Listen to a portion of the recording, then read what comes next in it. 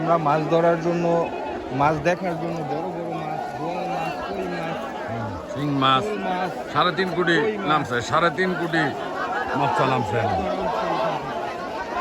সব দেখতে দেখতে মাছ। লক্ষ লক্ষ মানুষ এখানে। আরেকটা জাল চালানো হচ্ছে। এইগুলো সবসময় আমরা টিভিতে দেখেছি, আজকে আমরা সচক্ষে দেখতে পাচ্ছি। 3.5 কোটি মাছ। এটা আমি মনে করি আমি অনেক ভাগ্যবান লোক। ও জীবনের প্রথম এই ধরনের প্রতিযোগিতা দেখতে পাচ্ছি। আমার খুবই ভালো লাগছে। এই এমন পরিবেশ, এমন দৃশ্য সচরাচর দেখা যায়।